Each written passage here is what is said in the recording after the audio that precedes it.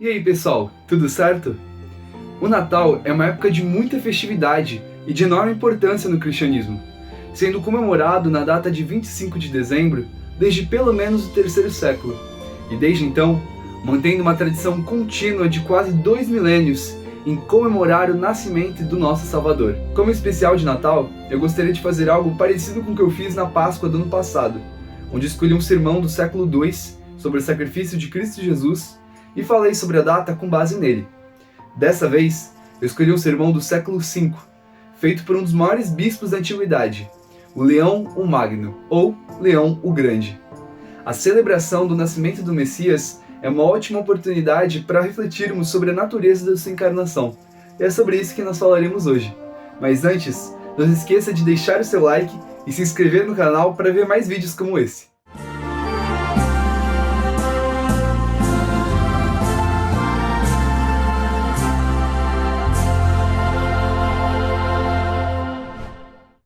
A promessa do enviado de Deus, que restauraria a relação do Senhor com seu povo, é quase tão antiga quanto a própria humanidade. Ao determinar as consequências do pecado de Adão e Eva, Deus afirmou que viria um descendente que pisaria na cabeça da serpente. Davi profetizou sobre o ungido do Senhor, dotado de grande poder e autoridade em seus salmos, ciente de que viria da sua linhagem real. Profecia confirmada por Isaías em seus oráculos, onde prenunciou o surgimento de um ramo do tronco de Jessé, afirmando: porque um menino nos nasceu, um filho nos foi dado, e o governo está sobre os seus ombros. E ele será chamado Maravilhoso Conselheiro, Deus Poderoso, Pai Eterno, Príncipe da Paz. Toda a esperança do povo de Israel repousava sobre aquele que nasceria da tribo de Judá, na cidade de Belém, que fugiria para o Egito e que seria perseguido pelos grandiosos, trazendo morte e choro desde seus primeiros dias. Ao longo dos séculos, Satanás fez de tudo para impedir aquele que o venceria para sempre, e que derrotaria em definitivo o maior inimigo deste mundo, a morte. Porém, ele não conseguiu cumprir seu objetivo.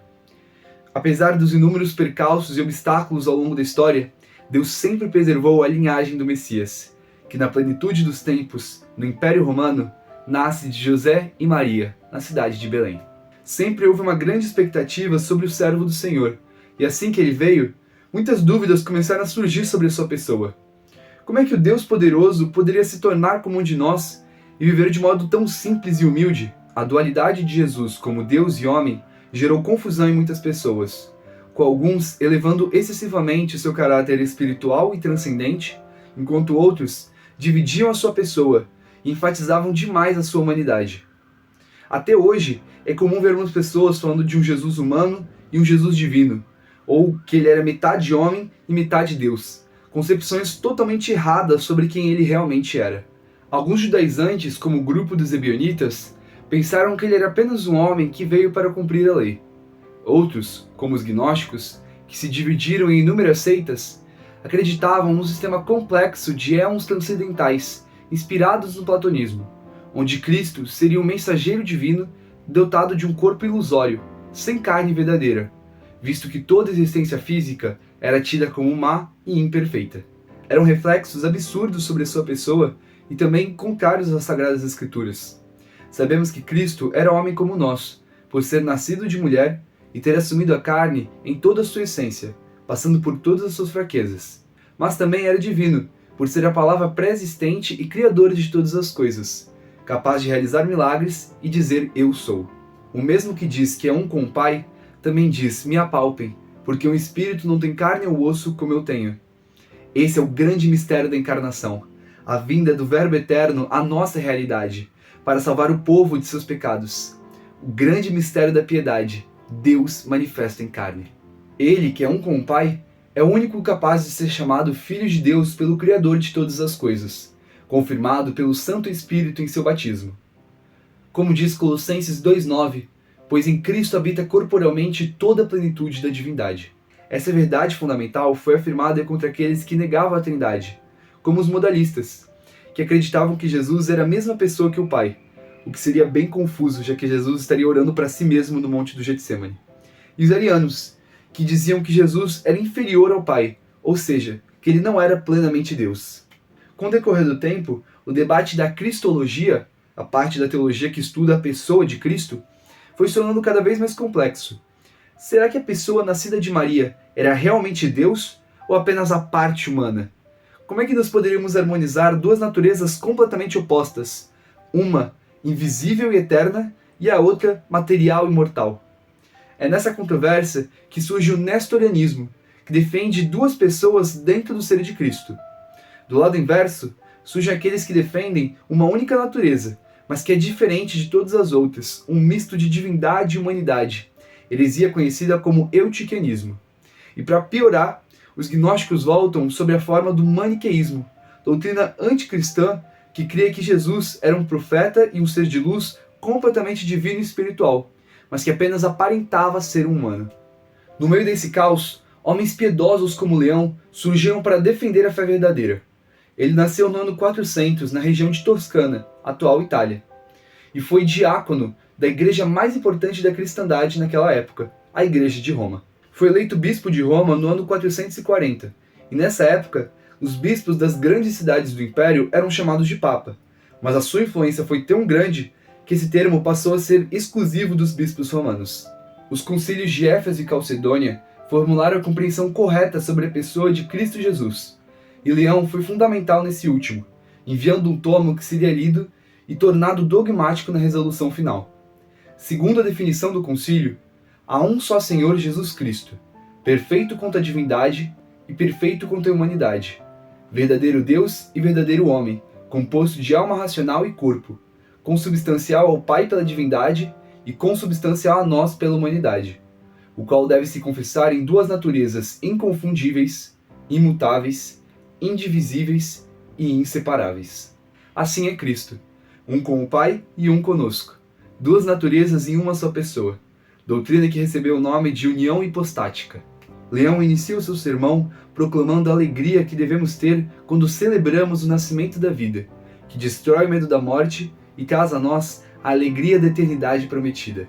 Devemos exultar no fato de que somos convidados ao perdão, convocados a partilhar da vida, eliminando todo traço de tristeza, pois o Filho de Deus, na plenitude do tempo que a inescrutável profundeza do conselho divino determinou, tomou parte da natureza do homem para reconciliá-la com seu autor, a fim de que o inventor da morte, o diabo, seja conquistado através da natureza que ele mesmo conquistou. Leão traz a imagem de um conflito sobrenatural entre o Filho de Deus e o príncipe desse mundo, concepção recorrente nos pais da igreja e sustentada por passagens como Hebreus 2,14. Visto que os filhos são pessoas de carne e sangue, ele também participou dessa condição humana, para que por sua morte derrotasse aquele que tem o poder da morte, isto é, o diabo.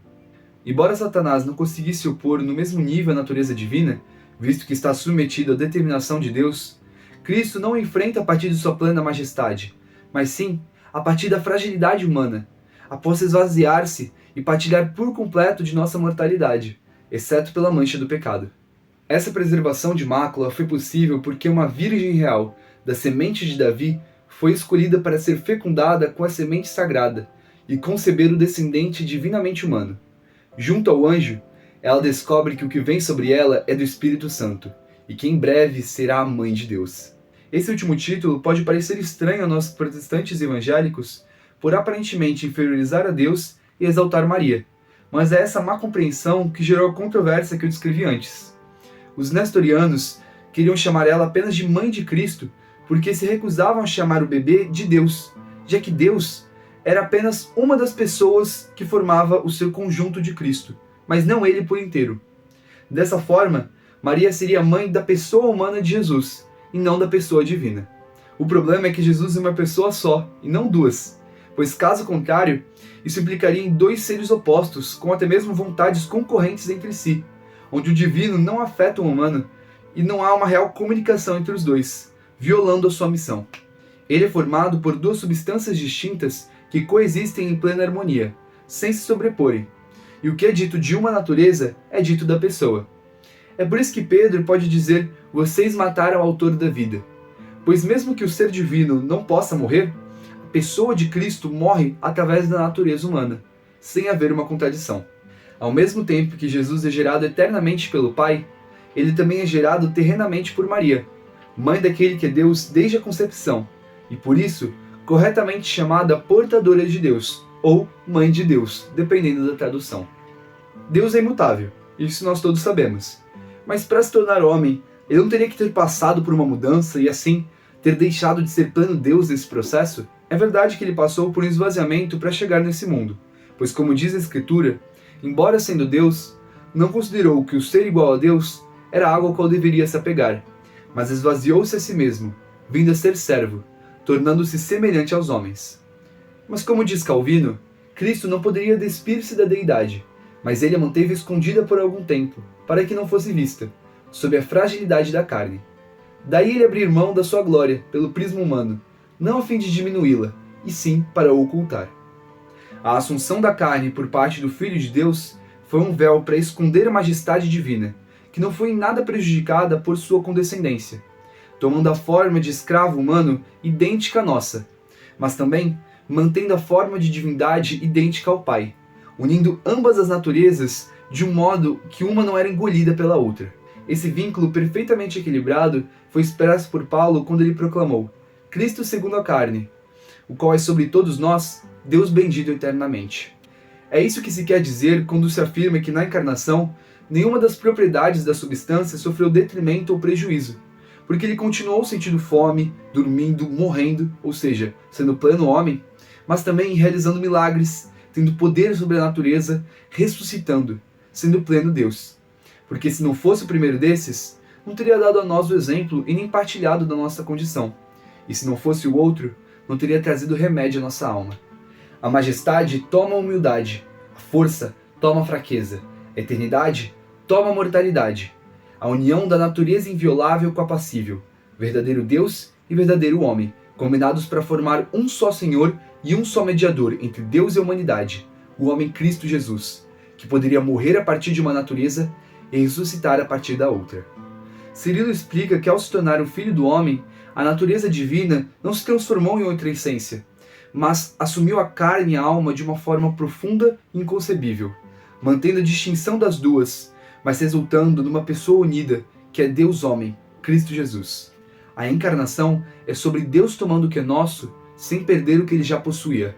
Um enorme enigma. Mas como diz Matthew Henry, o mistério da encarnação de Cristo Jesus não é para ser investigado, mas adorado. Faço uma breve interrupção nas palavras de Leão para incluir as de outro grande pai da igreja, Atanásio. Acima de tudo, o real e principal propósito da encarnação de Cristo está revelado em nossa carência. Foi o nosso caso miserável que fez a palavra descer, a nossa transgressão que clamou por seu amor a nós. Após a nossa desobediência, o reflexo perfeito de Deus entrou em estado decadente e corrupto, que só poderia ser restaurado pela própria redenção da essência humana, o que era impossível de ser feito por um mero homem. Pois ele apenas, sendo palavra e Pai sobre todos, era em consequência capaz de recriar tudo, e sofrer pela causa de todos, e ser embaixador de todos com o Pai. Cristo sempre preencheu toda a criação, mas a partir da encarnação, entrou no mundo de uma nova forma, inclinando-se ao nosso nível em seu amor e auto-revelando-se a nós. O artífice de tudo preparou um corpo na Virgem como um templo para si mesmo, e o tomou como um instrumento pelo qual seria conhecido e onde habitou. Ele assumiu um corpo capaz de morrer, a fim de que, a partir do pertencimento, a palavra que é sobre todos torne-se na morte uma troca suficiente por todos, e permanecendo incorruptível através de sua habitação, ponha fim à corrupção para os outros da mesma forma, pela graça da ressurreição. Aboliu a morte dos semelhantes humanos, oferecendo seu instrumento corporal como substituição pela vida de todos. A partir deste instrumento, que não era apenas aparente, mas verdadeiramente homem, ele assumiu as maldições de nossa natureza, para que fôssemos feitos incorruptos novamente através de sua graça, concedida no verter de seu precioso sangue. O período natalino é perfeito para darmos graças a Deus pelo Filho que nos amou quando ainda estávamos mortos em nossas transgressões, para que fôssemos nele uma nova criação e uma nova produção. Deixemos o velho homem com seus feitos e, obtendo uma parte do nascimento de Cristo, renunciemos às obras da carne, tornando-nos participantes da natureza divina. De nada vale a lembrança se não houver transformação de vida. No nascimento de Cristo, nos é revelado uma nova natureza que devemos assumir, a de filhos de Deus, nascidos não da carne ou do sangue, mas do Senhor. Assim, Estamos certos de que somos nova criatura e que Ele é a verdadeira estrela do Oriente que brilha em nosso horizonte, o sol nascente, para brilhar sobre todos que estão vivendo nas trevas e na sombra da morte, e conduzir os nossos pés no caminho da paz, conduzindo-nos à salvação e operando em nós a regeneração. Jamais abandonemos este rumo, cientes de que o preço da nossa compra foi o sangue de Cristo, e que Ele julgará a todos que resgatou misericordiosamente. Louvemos com os anjos, exaltemos com toda a nossa força. Glória a Deus nas alturas, e paz na terra aos homens, aos quais Ele concede o seu favor. A Ele seja dada toda a glória e toda a honra, hoje e para todo sempre. Amém. Se você gostou desse vídeo, deixe seu like, se inscreva no canal e também comente aí a sua opinião, a sua sugestão. Eu espero de verdade que vocês tenham um ótimo Natal e logo em breve um feliz Ano Novo.